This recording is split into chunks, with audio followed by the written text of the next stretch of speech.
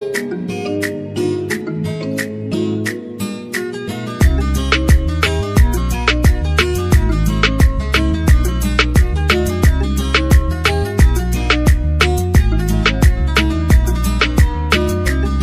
Welcome to Astro Console. আজকের বিষয়টি গুরুত্বপূর্ণ বিষয়। আজকে একটি গুরুত্বপূর্ণ বিষয় নিয়ে কয়েকটি রাশির জন্য আলোচনা করব। কয়েকটি রাশি যে রাশিগুলোর উপরে 9টা রাশির ওপর প্রভাব পড়বে একটি গুরুত্বপূর্ণ যোগের, সেটা হলো পঞ্চগ্রহী যোগ। 5ই জুন ও 6ই জুন এই 2 দিন এই 9টা রাশির ওপরে এবং 5টি গ্রহের ওপরে ডাইরেক্ট প্রভাব পড়বে। 9টা রাশির 2টো করে ভাবের ওপরে প্রভাব পড়বে। তো তার মধ্যে আমি এই একটার পর একটা আলোচনা করে যাব। তার উপরে আমি বলবো যে এই 5ই জুন যে ফলহারিণী অমাবস্যা আসছে, এই ফলহারিণী অমাবস্যার যে উপায় কি করলে, কিভাবে এই অমাবস্যার বিধি পালন করলে সমস্ত রাশি ও লগ্নের উপরে এই পঞ্চগ্রহী যোগের প্রভাব পড়বে। কিন্তু তবুও যে 9টা রাশির কথা আমি বলবো, সেই 9টা রাশির উপরে ডাইরেক্ট প্রভাব পড়বে এবং এই প্রভাব থেকে তারা কিভাবে মুক্তি পাবে, এই মুক্তির উপায়টা বলবো। এবং সেই মুক্তির উপায় হলো একমাত্র যে ওই অমাবস্যার দিন 5ই জুন যে ফলহারিণী অমাবস্যা হবে, সেই দিন এই মায়ের পায়ে বিশেষ বিধি তে যদি আমরা সেই বিশেষ কিছু ফল দান করি বা কিছু বিধি পালন করি, তাহলে সেই যে দুষ্প্রভাব, যে অশুভ প্রভাব এই রাশিগুলির উপরে পড়বে, সেখান থেকে তারা মুক্তি পাবে। আমি শেষে এই প্রতিকার বলে যাব। তাহলে প্রথমে আলোচনা করব যে পঞ্চগ্রহী যোগ তৈরি হচ্ছে গোচরে, এই যোগটার ব্যাপারে প্রথমে বলবো। তারপরে রাশিগুলি সম্বন্ধে আলোচনা করব। তারপরে অমাবস্যার প্রতিকার এবং ওই দিনের যে বিধি, সেগুলো নিয়ে আলোচনা করব। প্রথমে বলে রাখি, গোচরে এমন একটা স্থিতি তৈরি হচ্ছে যেন মনে হচ্ছে ধর্ম অধর্ম, বা যেমন আমরা যদি পৌরাণিকভাবে ধরি তাহলে দেখব যে যেন দেব ও দানবের লড়াই শুরু হচ্ছে, এরকম একটা ব্যাপার। শুভ ও অশুভ শক্তির একটা যুদ্ধ তৈরি হচ্ছে, এদের মধ্যে মতান্তর বা মতবিরোধের অবস্থা তৈরি হচ্ছে। কি করে সেটাই বলছি। 5ই জুন বৃষ রাশিতে পড়ছে 5টা গ্রহের অবস্থান হবে, গোচরে সঞ্চার হবে। অলরেডি 4টি গ্রহ ওখানে বসে আছেন। সেই 5ই জুন চন্দ্র যাবেন ওখানে বৃষ রাশিতে। প্রথমে থাকবেন মৃগশিরায় এবং তারপর প্রথমে থাকবেন রোহিণী এবং তারপর থাকবেন মৃগশিরায়। প্রথমে কিছুটা কৃত্তিকাকেও কভার করে যাবেন বৃষ রাশিতে থাকার সময়। তো এই যে পঞ্চগ্রহী যোগ তৈরি হচ্ছে, এই যে বললাম দেব ও দানবের একটা বা শুভ ও অশুভ শক্তির মধ্যে একটা কোনোভাবে মতবিরোধের অবস্থা তৈরি হচ্ছে, ওই দিন এতটাই ভাইটাল যে যদি আগামী দিনে কোনো কিছু ভালো হয়, তাহলে ওই দিন থেকেই তার বীজ রোপণ হবে। আবার যদি কোনো অশুভ কিছু হয় বা কোনো খারাপ কিছু হয়, তাহলে ওই দিনেই তার বীজ রোপণ হবে। অর্থাৎ ভালো মন্দ কি হবে তার সেই শুরুটা সেই দিন থেকেই শুরু হয়ে যাবে। কি করে? প্রথমে বলবো যে রাজা ও রানী, গ্রহদের রাজা ও রানী বন্দী হয়ে যাবে, যেন একটা বাঘবন্দি খেলা বা দাবার খেলা চলছে। বন্দী হয়ে যাবে বুধ ও শুক্রের কাছে। দেবগুরু বৃহস্পতি অবশ্যই তাদেরকে রক্ষা করবেন, কিন্তু প্রথমে বন্দিত হচ্ছেন বৃষ রাশিতে শত্রুর ঘরে শুক্র, দৈত্যগুরু শুক্রের হাতে রাজা ও রানী বন্দী।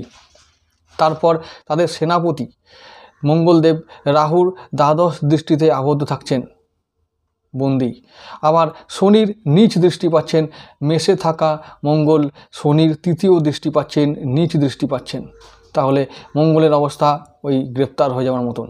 সেনাপতি গ্রেপ্তার, রাজা রানী বন্দী, দেবগুরুর অবস্থা কাহিল। বাকি কেতু দেখছেন কালপুরুষের ষষ্ঠ ভাব থেকে নীরব দর্শক হয়ে। এই রকম চলছে গোচরের অবস্থা। তাহলে ঠিক যেন পৌরাণিক সেই ঘটনাগুলো বা কাহিনীগুলোর মতন একটা অবস্থা হয়েছে। যদি আমরা এটাকে কল্পনা করি পৌরাণিক কাহিনী হিসাবে, তাহলে দেখব যে কোথাও না কোথাও একটা ওই সেই যুদ্ধ, সেই একটা মতবিরোধের অবস্থা তৈরি হচ্ছে আবার সেই দিন। তো পরিবর্তন নিশ্চিত।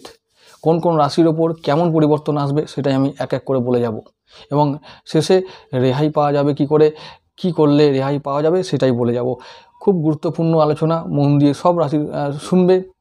আবার বলছি যে রাশি এবং লগ্ন, সমস্ত রাশি ও লগ্ন, যদি কোনো রাশি নিয়ে আলোচনা করি জানতে হবে সেই লগ্নের জন্য সেটা ইম্পর্টেন্ট। আর বলে রাখি যে এখানে 5টা দেব রাশি, দেবকুলের রাশি ও 4টে দৈত্যকুলের রাশি থাকবে। ঠিক আছে, তাহলে কোন কোন রাশির ওপরে প্রভাব পড়ছে সেটা শুরু করার আমি প্রথম রাশি শুরু করছি সেই আলোচনাতে। যে একটা কথা বলে রাখি, প্রসঙ্গক্রমে বলে রাখছি, এটা বলতেই হয়, না হলেই নয়, যে পঞ্চগ্রহী যে যোগ বা এই যে পঞ্চগ্রহ যে এক জায়গায় হচ্ছে বৃষ রাশিতে, এটা হলো দৈত্যকুলের রাশিতে তারা বন্দী হয়ে থাকছেন। এটা গেল এক। 2 নম্বর, সেই রাশিগুলি একেবারে ডাইরেক্ট তাদের সপ্তম ভাব, কালপুরুষের অষ্টম ভাবে সপ্তম দৃষ্টি দিচ্ছেন। কালপুরুষের অষ্টম ভাব বৃশ্চিক রাশি, এই বৃশ্চিক রাশিতে যদি 5টা গ্রহ দৃষ্টি রাখে, অষ্টম ভাবটা, আবার বলছি অষ্টম ভাব বৃশ্চিক রাশি গুপ্ত জায়গা, সৃষ্টি করার জায়গা, আবার ধ্বংস করার জায়গা। ধ্বংস ও সৃষ্টির মূল বীজ ওখানেই নিহিত থাকে, ওখানেই লুকিয়ে থাকে। ওখান থেকেই ওই সমস্ত গ্রহরা নিজেদের শক্তি সঞ্চয় করে ওই দিকে দৃষ্টি রাখছেন। হয় সৃষ্টি করবেন, না হয় ধ্বংস করবেন। কি করবেন সেটা সেদিন আমরা দেখতে পাবো। সেই দিন যদি নাও বুঝতে পারি, আগামী দিনে তো বুঝতে নিশ্চয়ই পারবো যে যদি বীজ কিছু থাকে রোপণ করা, তাহলে সেই দিন থেকেই শুরু হবে। সেটা ধ্বংসের হতে পারে, সৃষ্টিরও হতে পারে। তো যাই হোক, তাহলে আবার বলছি কালপুরুষের মস্তক যে রিপ্রেজেন্ট করে, মস্তককে যে মাথাকে যে রিপ্রেজেন্ট করে, সেই মঙ্গলদেব মেষ রাশিতে স্বক্ষেত্রী হয়ে থাকবেন, কিন্তু তিনি থাকবেন অনেকটা বন্দী অবস্থায়, অনেকটা আবদ্ধ অবস্থায়, অসহায় অবস্থায়, রাহু ও শনির দৃষ্টিপ্রাপ্ত হয়ে বা দৃষ্টি দ্বারা আবদ্ধ হয়ে। সেনাপতি বলহীন, রাজারানী বন্দী, তাহলে দাবার খেলা ওখানে শেষ। তবুও রেহাই পাওয়া যাবে। সেই রেহাই কিভাবে পাওয়া যাবে, কোন ভাবে কিভাবে পাওয়া যাবে সেটা আমি লাস্টে বলে যাচ্ছি। প্রথমেই বলবো ধনু রাশি। ধনু রাশির কথা আমি বলবো। ধনু রাশির যে ভাবটা, প্রথম হচ্ছে যে ষষ্ঠ ভাব ও দ্বাদশ ভাব, এই দুটি ভাব হবে পীড়িত। ধনু রাশির অধিপতি দেবগুরু বৃহস্পতি ষষ্ঠভাবে আছেন। ষষ্ঠভাবেই অর্থাৎ শত্রুভাবে, রোগ বা ঋণভাবে এই পঞ্চগ্রহী যোগ তৈরি হচ্ছেন, এবং ওই পঞ্চগ্রহী মানে গ্রহ একেবারে তাদের দ্বাদশ ভাবে দৃষ্টি রাখছেন। তার মানে দ্বাদশভাবে দৃষ্টি রাখলে প্রথমেই যেটা হবে সেটা হলো যে অস্থিরতা একটা তৈরি হবে, একটা ব্যয় বৃদ্ধির যোগ তৈরি হবে, আবার বিদেশ থেকে কিছু ইনকাম করার যোগ তৈরি হবে, তারপরে হবে যে বিদেশে যাওয়ার যোগ তৈরি হবে, কর্মের জন্য প্রবাসে যেতে হতে পারে। যেহেতু কর্মপতি বুধ থাকছেন তোমাদের ষষ্ঠভাবে, তো কর্মের জায়গায় কিছু সমস্যা হতে পারে, এবং আবার দ্বাদশভাবে দৃষ্টি রাখছেন, তাহলে হতে পারে যে কর্মের জন্য বিদেশ যেতে হতে পারে। বিদেশে যারা অলরেডি কর্ম করছো তারা ওখানে উন্নতি করতে পারো, কিছু ইনকাম তাদের হবে। ধনুরাশির ওপরে এই প্রভাব পড়বে যে তাদের ঋণ মুক্তি, রোগ মুক্তি, যেহেতু রাশিপতি বা লগ্নপতি গুরুদেব ওখানে থাকছেন, ওখানে দৃষ্টি রাখছেন, ঋণ মুক্তি হতে পারে। বিদেশ থেকে কিছু টাকা ইনকাম হতে পারে, বা অনলাইন থেকে কোনো টাকা ইনকাম হতে পারে। আবার বলছি যে যদি বৃহস্পতি জন্মছকে যদি সমস্যায় থাকে, তাহলে কিন্তু আইনি ঝুট ঝামেলায় জড়িয়ে যেতে হতে পারে, এটা মাথায় রেখো। তাহলে ধনুরাশির জন্য ভালো ও মন্দ দুটোই আসবে, তবে ভালোটাই বেশি, মন্দ অনেক কম। ইনকাম করো, ইনকাম বহুত হবে, কারণ আবার বলছি যে তোমাদের একাদশপতি শুক্র এবং লগ্নপতি বা রাশিপতি দেবগুরু বৃহস্পতি একসঙ্গে থাকবেন ষষ্ঠভাবে, তাই ফাটকা ইনকাম যে হবে না সেটাও বলা যায় না। এই 5ই জুন ও 6ই জুন এই দুটো দিন থাকবে এই পঞ্চগ্রহী একসঙ্গে, মানে 5টা গ্রহ একসঙ্গে থাকবে। এর প্রভাব কি পড়বে আজকের আলোচনা শুধু সেটাই। কোন কোন রাশির ওপরে পড়বে তার মধ্যে প্রথম হলো সেটা ধনু রাশি, এটার ব্যাপারে বললাম। এরপরে আসছি পরবর্তী রাশি মীন রাশিতে।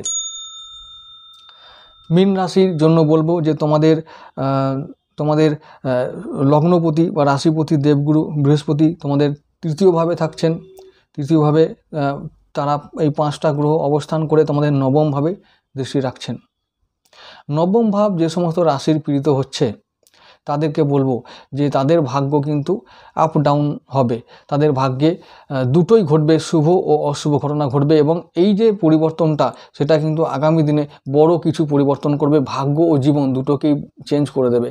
তো এই দুটো দিন তোমাদের জন্য এতটাই গুরুত্বপূর্ণ হবে যে যে কোনো সিদ্ধান্ত যদি কখনো নিতে হয়, যে কোনো বিষয়ে, জীবনের যে কোনো বিষয়ে যদি সিদ্ধান্ত নিতে হয়, বিশেষ করে কোনভাবে যে সমস্ত আর্থিক ভাব, তারপরে কর্ম জীবন, যদি এই সমস্ত দিক থেকে যদি কোনো সিদ্ধান্ত নিতে হয় তাহলে অবশ্যই চিন্তা ভাবনা করে নেওয়া উচিত। কারণ ডিরেক্টলি ভাগ্যভাবের ওপরে 5টা গ্রহে দৃষ্টি পড়ার দরুন কিছু তো একটা এমন ক্রাইসিস তৈরি হবে যেন মনে হবে যে হাত পা বাঁধা, এখন আমি কিছু করতে পারবো না। সিদ্ধান্ত নিতে গেলেই ভুল হওয়ার সম্ভাবনা থাকবে। তবে সে যদি নিতেও হয়, আমি বলবো যে এই দুটো দিন কোনো কিছু গুরুত্বপূর্ণ সিদ্ধান্ত না নেওয়াই ভালো। তো তারপর দেখা যাবে, তার পরবর্তী সময়ে যদি করা হয় তো করা যাক, কিন্তু ওই দুটো দিন কোনো কিছু সিদ্ধান্ত না নেওয়াই ভালো। শুধুমাত্র ওয়াচ করতে হবে, পর্যবেক্ষণ করতে হবে নিজের জীবনকে, নিজের আর্থিক পরিস্থিতিকে, নিজের ভাগ্যকে, যে আগামী দিন কী কী হতে পারে। প্ল্যানিং করা যেতে পারে, কিন্তু প্ল্যানগুলোকে এক্সিকিউট না করাটাই ভালো। শুধুমাত্র আমি আবার বলবো, এই সমস্ত রাশি, যে সমস্ত রাশিগুলোকে আমি আজকে আলোচনা করছি, আমি আবার বলছি, রিপিট করছি, যে সমস্ত রাশি ও লগ্নের ওপরে এই পঞ্চগ্রহী যোগের প্রত্যক্ষ প্রভাব পড়বে, কিন্তু সবথেকে বেশি যে সমস্ত রাশিগুলির ওপরে প্রভাব পড়বে আমি আজকে সেই সমস্ত রাশির কথাই বলবো। বিশেষ করে 9টি রাশি, আমি বলেছি 9টি রাশির ওপরে ডাইরেক্ট প্রভাব পড়বে। তো সেই রাশিগুলোকে নিয়ে আমি আজকে আলোচনা করছি। মীন রাশির তৃতীয়ভাবে যদি লগ্নপতি থাকে বা রাশিপতি থাকে, তাহলে কিন্তু ওই যে বললাম ভাই বোনদের সঙ্গে সম্পর্ক অবনতি হবে। ওই সময় তাদের সঙ্গে একটু ঝগড়াঝাটি বা বিবাদ, এই রকম একটা অবস্থা তৈরি হতে পারে, যার জন্য ভাগ্যে ডাইরেক্ট প্রভাব পড়তে পারে। তো সেখানে বিশেষ করে সম্পত্তিগত সমস্যা হতে পারে বা কোনো রকম পারিবারিক সমস্যা দেখা দিতে পারে। এবার আসছি কর্কট রাশির জন্য। কর্কট রাশি তোমাদের একাদশভাবে ও পঞ্চমভাবে ডাইরেক্ট প্রভাব পড়বে। পঞ্চম ভাব সন্তান ভাব, উচ্চশিক্ষা ও প্রেমের ভাব। তাহলে সন্তানের উপরে ডিরেক্ট প্রভাব পড়তে পারে, তোমাদের উচ্চশিক্ষায় বাধা আসতে পারে, বা সেই দিন আবার কারো যদি 5th হাউস ভালো থাকে, তোমাদের পঞ্চম ভাব ভালো থাকে, পঞ্চমপতি মঙ্গলদেব যদি ভালো থাকে, তাহলে অবশ্যই তোমরা বিদেশ যাওয়ার সুযোগ পাবে, বিদেশে গিয়ে কর্ম করার সুযোগ পাবে, বিদেশে গিয়ে উচ্চশিক্ষা লাভের সুযোগ পাবে, সন্তান বিদেশ যেতে পারে। উপার্জন ভাব খুব ভালো হবে। উপার্জন অর্থাৎ শুক্রদেব একাদশপতি একাদশে থাকছেন, সেটা একটা ভালো সাইন। এই সাইনটা আমি বলবো যে দেবগুরু বৃহস্পতি, ওদিকে রবিদেব, তোমাদের রাশিপতি চন্দ্রদেব একসঙ্গে থাকার দরুন ইনকাম বা আয় ভাব খুব শুভ থাকবে। দুটো দিন তোমরা চুটিয়ে ইনকাম করো, আর সন্তানের জন্য চেষ্টা করো যাতে তাকে বিদেশে পাঠানো যায় বা তার উচ্চশিক্ষার জন্য যেন কিছু করা যায়। তাহলে সন্তান ভাব শুভ হলো, আয় ইনকাম ভালো হবে। তাহলে কর্কট রাশির জন্য একাদশ ভাবটা ছাড়া অন্যান্য সমস্তভাবে শুভ ফল আনবে। একাদশভাবে শুভ ফল আসবে, কিন্তু আবার বলছি, যদি শুক্র যদি পীড়িত না থাকে তাহলে কিন্তু কোনো ক্ষতি হবার সম্ভাবনা নেই। ক্ষতি মানে ওই যে বললাম ইনকামে প্রভাব পড়া। এবার আসছি সিংহ রাশির জন্য। সিংহ রাশি বলবো তোমাদের দশমভাবে ও চতুর্থভাবে ডাইরেক্ট প্রভাব পড়বে এই পঞ্চগ্রহী যোগের। তো চতুর্থ ভাব গৃহ, নিজের পরিবার, নিজের মানে মন, বন্ধু বান্ধব, গাড়ি বাড়ি ভূমি, এই সমস্ত কিছুকে ইন্ডিকেট করে। তাহলে এই সময় ওই দুটো দিন নতুন কিছু জমি কেনা, বাড়ি কেনা, গাড়ি কেনা, এই সমস্ত কিছু প্ল্যানিং করতে পারো। এবং ওই দিন হয়তো হতে পারে অনেকের জীবনে নতুন কিছু চলে এলো, ওই যে বাড়ি গাড়ি জমির মধ্যে কিছু একটা চলে আসবে, অনেকেরই জীবনে হবে। 4th হাউসে মানসিক শান্তি বৃদ্ধি পাবে, পারিবারিক শান্তি বৃদ্ধি পাবে, উন্নতি হবে, পরিবারে উন্নতি হবে, মায়ের শরীর স্বাস্থ্য ভালো থাকবে। এবং আমরা বলছি রবিদেব যেহেতু তোমাদের রাশিপতি বা লগ্নপতি, তিনি থাকবেন তোমাদের দশমভাবে, ডাইরেক্টলি ওখানে কর্মজীবনের উপর প্রভাব পড়বে। আর কর্মজীবনে হয়তো প্রভাব পড়বে এমনই যে প্রমোশন হয়ে গেল, প্রমোশন হওয়ার পরে তোমাদের কিছু একটা এক্সট্রা লাভ হলো এবং তার ডাইরেক্ট প্রভাবটা পরিবারে এসে পড়লো। তাহলে এই রকম একটা পরিবর্তন তোমরা দেখতে পাবে।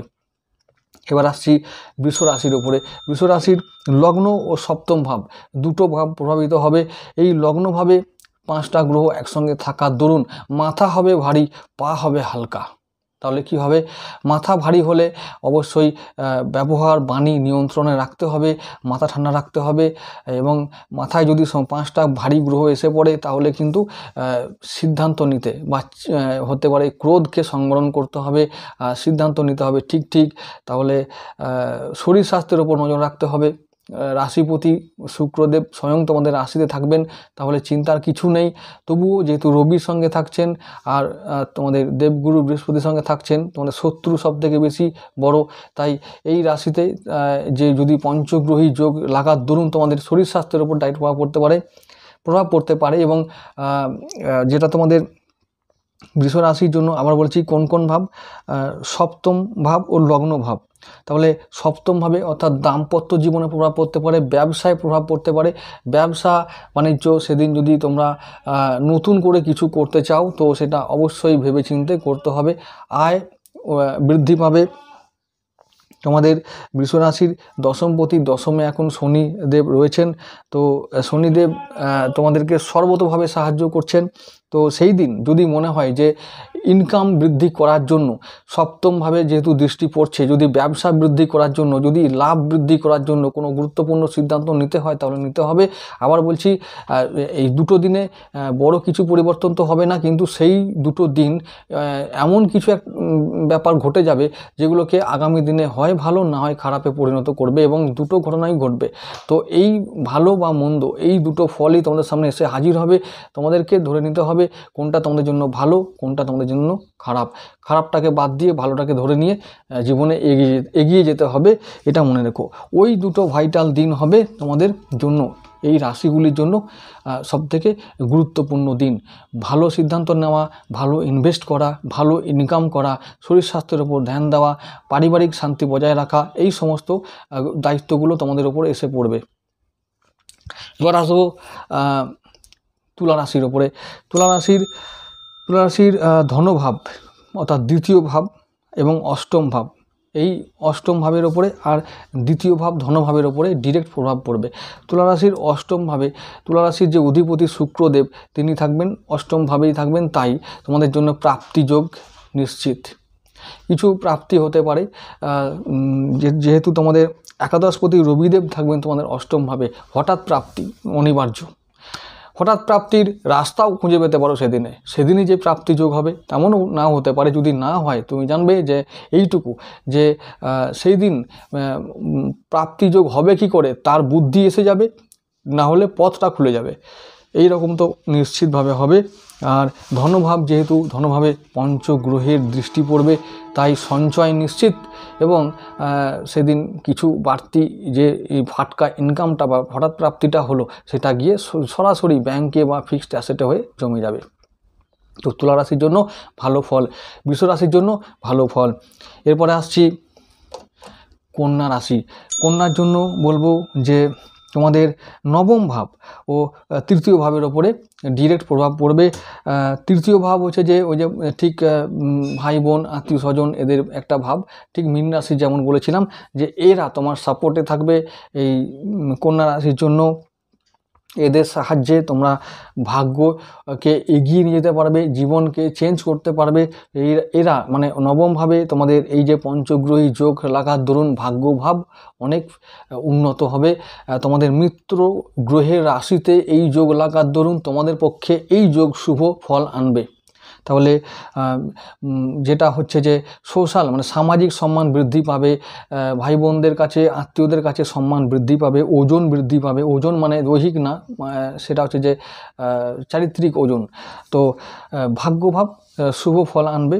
বুধ থাকবেন ওখানে, শুক্রদেব থাকবেন ওখানে, রবিদেবের সঙ্গে বুধদেব থাকবেন। এই যে তিনটে গ্রহের মিত্রতা শুরু হবে এবং একসঙ্গে সহাবস্থান করবেন, তাহলে অবশ্যই কন্যা রাশির জন্য নবমভাবে যে পরিবর্তন অর্থাৎ ভাগ্য পরিবর্তন করতে গেলে কি কি প্রয়োজন হয়, যেগুলি হয় সেটা হলো যে ইনকাম একাদশপতি চন্দ্রদেব থাকবেন, অর্থাৎ আয় ভাবের প্রতি থাকবেন চন্দ্রদেব, ওখানেই থাকবেন তোমাদের নবম ভাবে। সুতরাং ভাগ্যে কিছু ইনকাম যোগ নিশ্চিত, ইনকাম হবে। আবার বলছি, যেহেতু রবিদেব আবার ব্যয়পতি, তো ব্যয়পতিও থাকছেন, আয় ও ব্যয়পতি একসঙ্গে নবমভাবে থাকার দরুন আয় ও ব্যয় দুটোই আছে, কিন্তু ওই যে আয় ও ব্যয়ের মধ্যে নিয়ন্ত্রণ রাখাটা তোমাদের দায়িত্ব, এইটুকু দায়িত্ব তোমাদের নিতে হবে, এইটুকু সিদ্ধান্ত নেওয়ার জন্য সঠিকভাবে মনকে প্রস্তুত করতে হবে, এটা মনে রেখো। তাই আবার বলছি, তোমাদের জন্য যেহেতু মিত্র গ্রহের রাশিতে এই যোগ হবে, তাই কন্যা রাশির জন্য এই পঞ্চগ্রহী যোগ শুভ ফল আনবে। এবার আসছি মিথুন রাশির জন্য। মিথুন রাশির দ্বাদশভাবে এবং ষষ্ঠভাবে, ষষ্ঠ ও দ্বাদশভাবে এই যোগ তৈরি হওয়ার জন্য আমি তোমাদের বলবো যে ঋণ মুক্তি ঘটবে, শত্রু পীড়া থেকে মুক্তি ঘটবে, রোগ মুক্তি ঘটবে। এই দ্বাদশভাবে এই শুভ যোগ তোমাদের জন্য এই পঞ্চগ্রহী যোগ শুভ ফল আনবে, যেহেতু তোমাদের মিত্র গ্রহের রাশিতে এটি ঘটছে, তাই তোমাদের জন্য ইনকাম বৃদ্ধি হবে। তারপর বিদেশ থেকে ইনকাম, বিদেশে গিয়ে ইনকাম, বিদেশ থেকে মুদ্রা ইনকাম, অর্থাৎ বিদেশি মুদ্রা ইনকাম, ফাটকা, শেয়ার বাজার, অনলাইন ব্যবসা, এই সমস্ত জগৎ থেকে ইনকাম, অ্যাকাউন্টস থেকে ইনকাম, তো আইন আদালত থেকে ইনকাম, তারপর যারা প্রকাশনা বিভাগে আছো তাদের থেকে ইনকাম, তো এই সমস্ত জায়গা থেকে তোমাদের ইনকাম হবে। তারপর হচ্ছে যে ষষ্ঠভাবে থেকে যেহেতু দৃষ্টি পড়বে সমস্ত গ্রহের, তাই বলবো যে রোগ মুক্তি ঘটবে, ঋণ মুক্তি ঘটবে, এমন ইনকাম হবে যে তোমরা সেখানে রোগ ও ঋণকে সহজেই কাবু করতে পারবে। লগ্নপতি বুধ ওখানে থাকার দরুন, তোমাদের দ্বাদশভাবে থাকার দরুন শরীর স্বাস্থ্যের দিকে একটু নজর রাখতে হবে। আর তোমাদের চতুর্থপতি বুধদেব লগ্নপতি ও চতুর্থপতি হয়ে তোমাদের দ্বাদশে থাকবে, তাই হতে পারে যে বিদেশ যেতে হবে, বিদেশ ভ্রমণের সুযোগ আসতে পারে। তো সেই দিন হয়তো কোনো কল এলো, যেতে হবে পরের মাসে, কিন্তু সেই দিন কোনো কল এলো, ইন্টারভিউর জন্য হতে পারে, কাজের জন্য হতে পারে, ব্যবসার জন্য হতে পারে, বা কর্মের জন্য হতে পারে। তোমাদের কর্মপতি দেবগুরু বৃহস্পতি দ্বাদশ, কালপুরুষের দ্বাদশ ভাবকে রিপ্রেজেন্ট করে, দশমপতিও থাকবেন তোমাদের দ্বাদশ ভাবে। তাই বলছি, বিদেশ থেকে তোমাদের ডাক আসতে পারে, বিদেশে গিয়ে ভাগ্য পরিবর্তন বা জীবন পরিবর্তন করার সুযোগ আসতে পারে। এই কথা মনে রেখো যে তোমাদের জন্য এই পঞ্চগ্রহী যোগ শুভ ফল আনবে।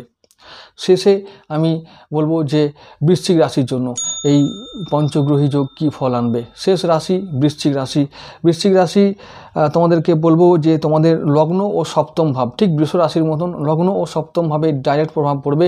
তো সপ্তমভাবে এই পঞ্চগ্রহী যোগ তৈরি হওয়ার জন্য ব্যবসা ক্ষেত্রে এবং দাম্পত্য জীবনের ক্ষেত্রে বড় পরিবর্তন আসছে, বড় পরিবর্তন নিশ্চিত, একদম নিশ্চিত, তোমরা নিশ্চিন্তে থাকো। এবং এই যে সপ্তমভাবে পঞ্চগ্রহী যোগ তৈরি হচ্ছে 5ই ও 6ই জুন, এই দুটো দিনের মধ্যে তোমাদের সিদ্ধান্ত নিতে হবে যে তোমরা ব্যবসায় বাণিজ্যের দিকে এগিয়ে যাবে নাকি তোমাদের জীবনসাথী। এই যে দুটো দিক তোমাদেরকে ঠিক দিশায় নিয়ে যেতে সাহায্য করবে। যে কোনো দিক, হয় ব্যবসা নয় জীবনসাথী, এই তোমাদের সঙ্গে সাপোর্ট এমনভাবে করবে বা তোমাদের জীবনে এমন একটা ভাইটাল রোল প্লে করবে যাতে তোমরা অনেকটা দূরে এগিয়ে যেতে পারো আগামী দিনে। তাহলে মনে রেখো, কারা প্রভাব বিস্তার করতে পারে? তোমার নিজের মন, শরীর, তোমার নিজের জীবনসাথী, নিজের কর্মক্ষেত্র, নিজের ব্যবসা ক্ষেত্র, এই কটা বিষয় তোমাদের জীবনে সেই দুটো দিন প্রভাব বিস্তার করতে পারে। প্রভাব মানে এরকমই যে তোমাকে সিদ্ধান্ত নিতে হবে, তোমাকে ভাবতে হবে যে কোন দিকে গেলে, কোন বিষয় নিয়ে ভাবলে আগামী দিনে তোমার উন্নতি হবে, মঙ্গল হবে, কল্যাণ হবে, সেই দিকটা নিয়ে তোমাকে ভাবতে হবে এবং সিদ্ধান্ত সেই দুটো দিনে নিতে হবে। যদি ঠিক সিদ্ধান্ত হয় তাহলে জীবন এগিয়ে যাবে সঠিক দিকে, আর যদি ভুল হয় তো সেদিনেই শেষ। তো মনে রেখো যে প্রত্যেকটা রাশিকে বলবো, যে কটা রাশি নিয়ে আমি আলোচনা করলাম, ধনু, মীন, কর্কট, সিংহ, বৃষ, তুলা, কন্যা, মিথুন ও বৃশ্চিক, এই 9টা রাশিকে নিয়ে আলোচনা করলাম। এই 9টা রাশির উপরে ডিরেক্ট প্রভাব পড়বে এবং বেশিরভাগ রাশির ক্ষেত্রে শুভ প্রভাব পড়বে। তবে আবার বলছি যে ওই যে ঠিক যেমন প্রথমে বলেছিলাম যে এই একটা অবস্থা তৈরি হচ্ছে গোচরে, যেন দেব ও দানবের একটা পৌরাণিক ক্ষেত্রে আমি ধরছি, যে পৌরাণিক দিক থেকে ধরছি যে এটা দেব ও দানবের লড়াই যেন শুরু হচ্ছে। তার মধ্যে আছে 4টি দৈত্যকুলের রাশি আর 5টা দেবকুলের রাশি। তাহলে দেবতাদের পাল্লা ভারী, তাই অবশ্যই শুভ শক্তি জয় হবে, দেবতারা জয়লাভ করবে। তাই বলছি যে মনের মধ্যেই আছে দেব ও দানব, আমাদের হৃদয়ের মধ্যেই আছে আসুরিক প্রবৃত্তি এবং দৈবিক প্রবৃত্তি। তাহলে আমাদের মনে থাকা আসুরিক প্রবৃত্তিকে হারিয়ে দিয়ে আমরা দৈবিক প্রবৃত্তিকে আমরা জেতাবো এবং তাকে নিয়েই আমরা জীবনে এগিয়ে যাব। এই হলো এই যোগের বার্তা, প্রত্যেকটি গ্রহ তাই দিতে চাইবে। তাই হলো এই আজকের আলোচনার বিষয়বস্তু। আমাদেরকে বলবো যে এবার আমি আসছি ফলহারিণী অমাবস্যার কথায়। যে সমস্ত রাশির কথা আমি বললাম ওদের জন্য তো বিশেষ করে, এবং আরও বাকি যাদের কথা বলিনি তাদের জন্য এটা এই বিধি প্রযোজ্য। সমস্ত রাশি ও লগ্নের জন্য এটা বলবো, এই বিধিটা পালন করতে বলবো, সমস্ত মানুষকে পালন করতে বলবো, সমস্ত ভক্ত মানুষকে এই বিধিটা পালন করতে বলবো। প্রথমত বলি, এই যে ফলহারিণী অমাবস্যা, ফল কথাটা আগে ধরে নিই। কী ব্যাপার? ফল হারিণী মানে ফল যিনি হরণ করেন। কি ফল? কোনো আমজাম কাঁঠাল নয়, আমার কর্মফল। আমার কর্মফলকে যিনি হরণ করবেন তিনি হবেন ফল হারিণী, আর তিনিই ফল হারিণী। প্রথম হচ্ছে আমার কর্ম আমি দুটোই করি, প্রথমত দুষ্কর্ম করি, সুকর্ম করি। এই সমস্ত কিছু হরণ যিনি করবেন, সুকর্মকেও হরণ করবেন এবং দুষ্কর্মকেও হরণ করবেন। তো তিনি, তার পায়ে যদি আমরা সমস্ত কিছু অর্পণ করে দিই আমাদের কর্মফল, তাহলে আমরা মুক্ত হয়ে যাই। তো এই মুক্ত হয়ে যাওয়াটা এবং মুক্তি লাভ করাটাই ছিল আজকের দিনের এই অমাবস্যায় মাকে এই ফল হারিণী রূপে পুজো করার উদ্দেশ্য। সেই মহামানবের, সেই মহাপুরুষ শ্রী শ্রী রামকৃষ্ণ দেবের, তিনি এই উদ্দেশ্য নিয়েই যাতে তিনি মুক্ত হন, যাতে জগতের মানুষ মুক্ত হয় কর্মফল থেকে, কর্মবন্ধন থেকে, তার চরণে যেন আমরা সবাই ঠাঁই পাই, এই উদ্দেশ্য নিয়েই আজকের এই পুজো তিনি করেছিলেন এই ফলহারিণী অমাবস্যার দিনে। তাহলে আমাদের কি করতে হবে? প্রথমত নিবেদিত চিত্ত হয়ে, একাগ্র চিত্ত হয়ে সমস্ত কিছু মাকে অর্পণ করাটাই আমাদের এই উদ্দেশ্য হবে, যে ভালো তোমার মন্দ তোমার, এইটা মনে রাখতে হবে। প্রথম মাকে এই বলে প্রার্থনা শুরু করতে হবে। এই যে নিজের মনকে রেডি করা, কোনো বাজার থেকে আমজাম কাঁঠাল নিয়ে চলে গেলাম, দিয়ে দিলাম, ওটা পরে হবে, ওটা একটা আচার সব কিছু নয়। ঠাকুর বলেছিলেন আচারে আটকে থেকো না। তো আচারে আটকে থাকলে ওই আচারই খাবে, শুধু বিশ্ব হবে না। তো আগে বিচার করো তবে আচার। তো আগে বিচার করতে হবে কি না, আজকের দিনটা অর্থাৎ ওই যে 5ই জুন, এক তো গোচরে এই সমস্ত চলছে, বড় বড় ঘটনাগুলো ঘটবার জন্য সুযোগ তৈরি হচ্ছে, অবস্থা তৈরি হচ্ছে। এই সময় কে জানে যে তোমার ভালো হবে না মন্দ হবে। তো ওই জন্য মাকে সেদিন বলবে সবাই যে ভালোটাও নাও ভাই, মন্দটাও নাও মা, তুমি দুটোই নাও, আর তোমার পায়ে আমি নিজেকে সঁপে দিলাম, তুমি আমার সব কিছু দেখে নাও। প্রথম এই বিচার দিয়ে শুরু করতে হবে, তারপর আচার দিয়ে শেষ করতে হবে। আচারের কথাই এবার বলবো, বিচারের কথা বললাম। আচারের কথা হলো যে সেই দিন স্নান করে সবাই কী করবেন, যারা যারা এই উপবাস করতে চান বা এই অমাবস্যা পালন করতে চান, প্রথমে বলবো যে মঙ্গলবার দিন থেকে শুরু করতে হবে নিরামিষ খাওয়া।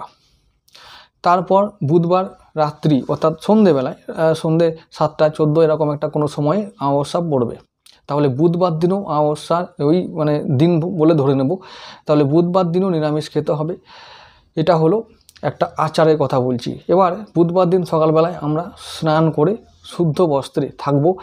তারপর মায়ের যা ফটোতে, আবার বলছি বৃহস্পতিবার যেহেতু সারা দিন অমাবস্যা থাকবে, কেউ বুধবারও করতে পারো, কেউ বৃহস্পতিবারও করতে পারো। তবে আবার বলছি যে বুধবার দিন রাত্রিবেলায় যেহেতু বেশিরভাগ মন্দিরে পুজো হবে, তাই বুধবার দিন রাত্রিবেলায় ওই কাজটি করার জন্য বুধবার দিনই যদি আমরা নিরামিষ ভক্ষণ করি তাহলে খুব ভালো হয়।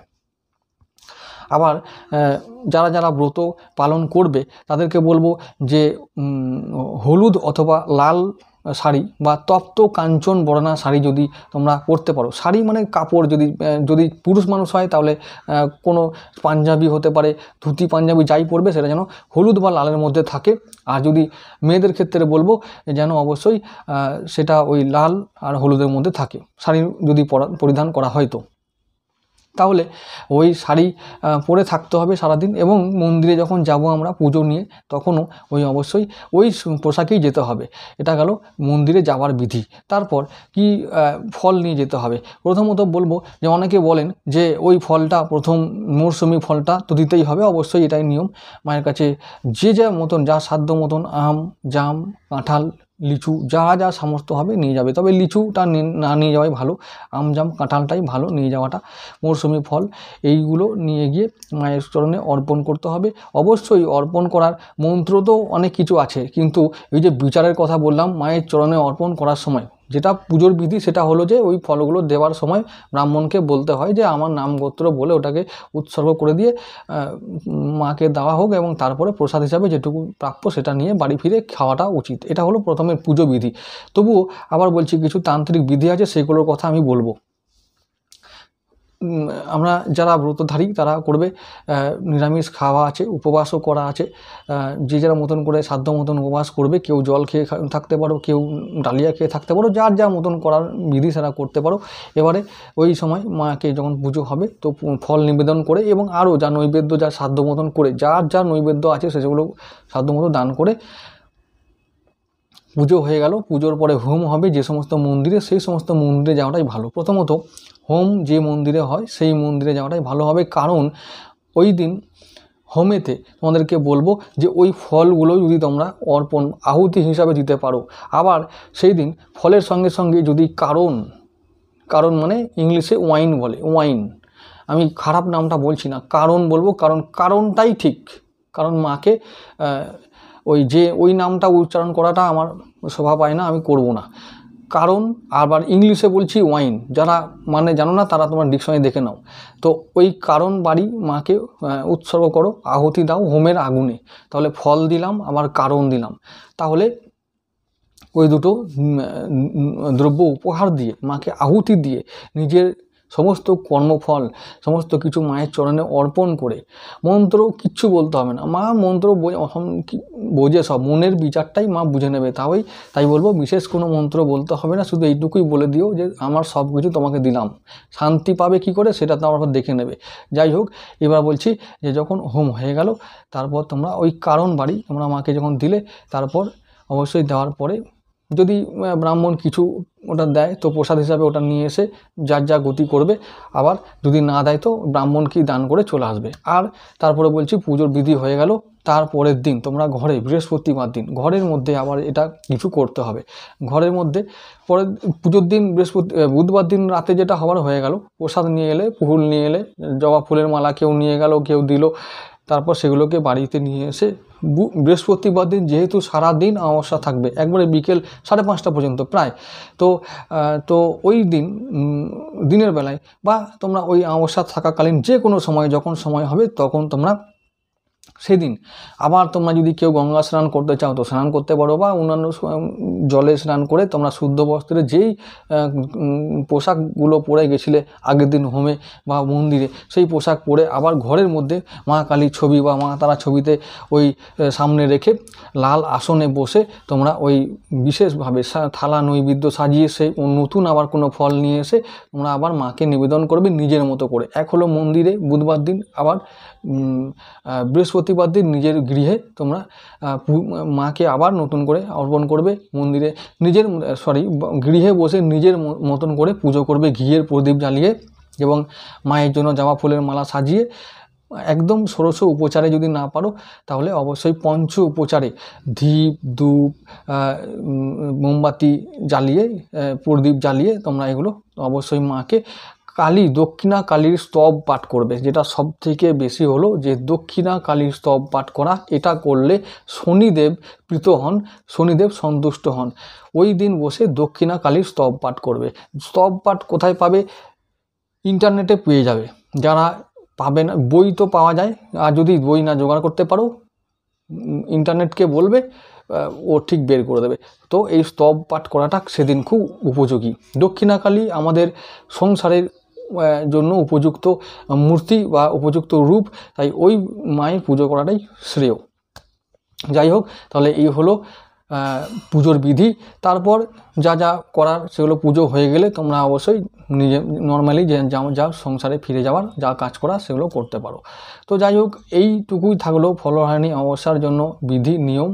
আর এই পঞ্চগ্রহী যোগের যে ফল এই রাশিগুলোর ওপর পড়বে, তোমরা অবশ্যই এগুলো ভালো করে দেখো, বুঝো, চেষ্টা করো, কী কী ফল হলো সেগুলো নোট করো, তারপরে কি মিললো না মিললো সেগুলো আবার কমেন্ট করে জানিও, কেমন লাগলো বলবে। তো যাই হোক, আজকে এটুকু থাক বন্ধুরা, নমস্কার।